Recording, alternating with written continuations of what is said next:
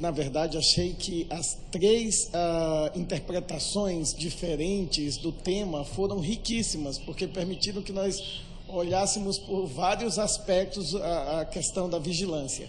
Mas a minha pergunta é exatamente como, e vai tanto vai para os três, na realidade, para os três, como organizar o controle da dispersão de micro-organismos em nível regional. Se você tem uma região onde há uma série de serviços de saúde, hospitais de pacientes agudos, hospitais de pacientes agudos de longo termo, como casas de repouso, como se pode fazer uma ação regional, como se pode organizar uma ação regional para evitar a transmissão, a circulação desses patógenos? Do you want to go first? Yeah. Okay, so there has to be an urgency, right? So in my case in Wisconsin, we didn't have this problem before. And I am using this outbreak situation, this early outbreak, to get together with the state and our neighbors hospitals, to get together as a team so that we can control this now. But there has to be a perceived urgency to fuse into a team. If there is no that shared urgency, then that fusion is very hard to happen because everybody has their own interests.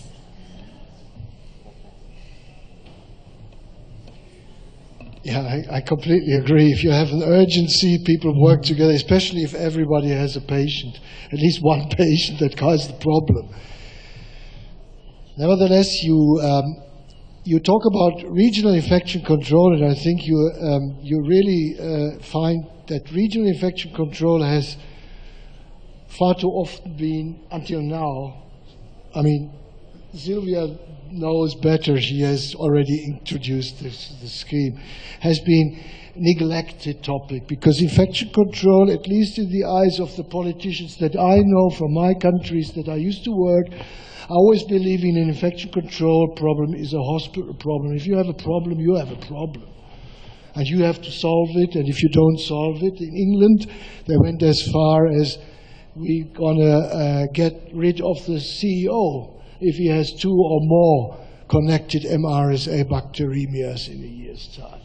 Now, that is, of course, very tough and rough, but that neglects the fact that we are actually seeing a dynamic which is governed by patient movements, which Sylvia so clearly showed with the slides about the social network analysis.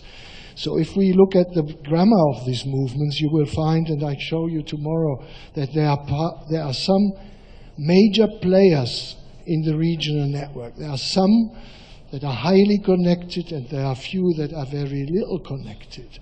So if you know the ones, the spiders in the net, if you like, if you know the ones that are actually most likely to cause most of the damage, they either need to be protected or you have to interfere, because that is the cause of the regional problem. Now, and you don't need too much money, because you don't need to weed out the infection control intervention to all partners in the network. You have to identify the major players. Having said that, we also need the regional approach to have at least a body of people that on average meet once every quarter, once every half a year. But these people that participate in these regional infection control committee meetings should actually be hospitals that are known to be connected, that typically exchange patients, and often we don't know that. Often we just draw a random graph around hospitals, or we follow administrative areas and put these together, but they are not necessarily the hospitals that collaborate most.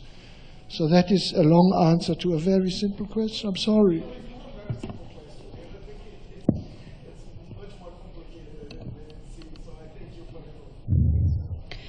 Bom, concordo que, primeira coisa, a gente definir que controle de infecção é uma prioridade, né? Então, acho que ainda não definimos isso no país, né? Agora falando do Brasil, primeira questão.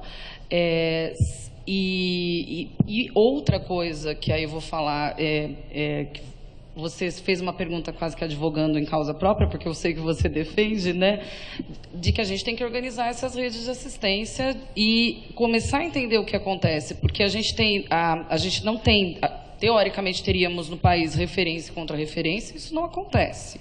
Nós não temos referência contra referência. Então, a gente teria que entender como essas redes funcionam, para onde esses pacientes vão. E, sem dúvida nenhuma, a gente precisa melhorar o laboratório, porque a Silvia falou na apresentação dela da importância de você identificar as pessoas, os colonizados, os infectados. A gente sabe da carência que nós temos de laboratórios no estado de São Paulo, o que dirá no país. E, finalmente, assim, eu acho que não é possível a gente organizar essas questões se você não tiver um esforço de uma coordenação nacional, porque eu acredito que, e vendo em alguns trabalhos da literatura, quando você tem uma coordenação nacional, estadual, regional, as coisas funcionam muito melhor. Porque os hospitais e os serviços de saúde, eles têm carência de participar desses projetos e eles, quando oferecido, eles participam. Eu queria só também reforçar essa questão do laboratório, porque até recentemente no país, aqui a gente tem um professor americano, né, e um professor europeu, que fica fácil em relação ao laboratório. Um vai seguir o CLSI e o outro é o CACH. E aqui no Brasil, até recentemente, havia até uma discussão de qual método, né, qual metodologia, qual ponto de corte seguir no país. Então, tem agora o BR-CACH, que é, né, conduzido e coordenado na Anvisa, mas até isso ainda é um problema no país, porque vocês ficam mais fácil que todos seguem o CLSI, todos, ou a maioria, né, porque nem todos os países europeus seguem o EUCACH. Então, a gente ainda está num momento ainda de padronização, de ter qualidade dos laboratórios. Então, o nosso dado nem sempre é confiável, né, em relação à resistência no país, exatamente porque nem todos estão capacitados para identificar a resistência. Então, ainda estamos um passo atrás dos Estados Unidos e da Europa, mas vamos caminhar para um dia conseguirmos ter dados de qualidade. Edu. Bom, primeiro, agradecer a presença do professor Raio Grudman e da Silvia Price por estarem aqui com a gente. Muito obrigado no Congresso. E eu tenho duas questões, principalmente pela abordagem da professora Silvia. Primeira, em relação à questão do banho com clorexidina como uma medida de intervenção para a redução da colonização por enterobactérias produtoras de carbapenemase.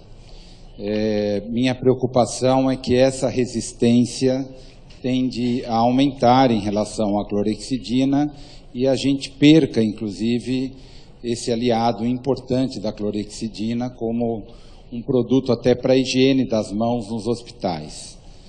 E a segunda questão é em relação a coortes de pacientes colonizados. Me preocupa muito isso, é uma questão que eu discuto isso no meu hospital, na minha instituição, porque com o aumento de pacientes colonizados por essas bactérias, a ideia é concentrar esses pacientes numa determinada unidade, numa determinada enfermaria. E por experiências prévias, a gente vê que isso pode prejudicar, inclusive, a assistência, a qualidade assistencial, por dificuldade dos profissionais estarem dentro dessas unidades. A gente vê isso em unidades de isolamento.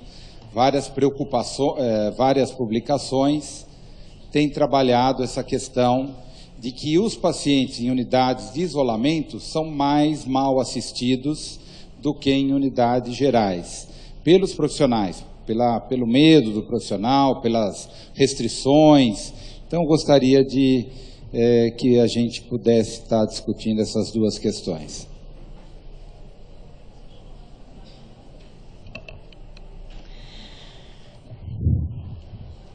Voy a responder en español.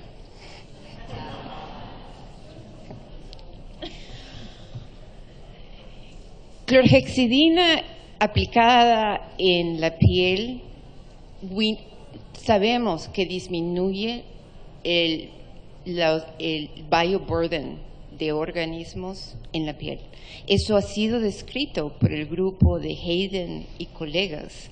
Es más, cuanta más clorhexidina hay en la piel, menos KPCs hay en la piel. El análogo que yo hago, y yo sé que hay varias personas que están preocupados por la resistencia a clorhexidina en estos organismos. Pero de mi punto de vista, aplicar clorhexidina en la piel en una situación de brote es como dar antibióticos a los pacientes. Necesitamos hacerlo porque disminuye la contaminación ambiental, disminuye la contaminación de manos y disminuye la contaminación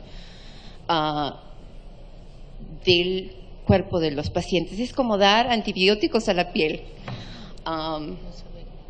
Y no lo tienen que hacer todo el tiempo. Pueden hacerlo hasta que el brote se controle. Si es que la preocupación de resistencia a la clorhexidina es tan alta para usted. ¿Qué le parece? Esa es la primera pregunta. Sí, lo estoy mirando a él. No a ti, no a ti. Te estoy mirando a él. Esa es la primera. La segunda, sí, es cierto. Hubieron problemas de seguridad para los pacientes, tuvieron complicaciones porque los equipos médicos que usualmente los manejan a esos pacientes no los estuvieron manejando tan cercanamente. Eso fue una complicación, eso está descrito en la publicación que esperemos que salga pronto en ICHI. Pero controlamos el outbreak. It's a give and take.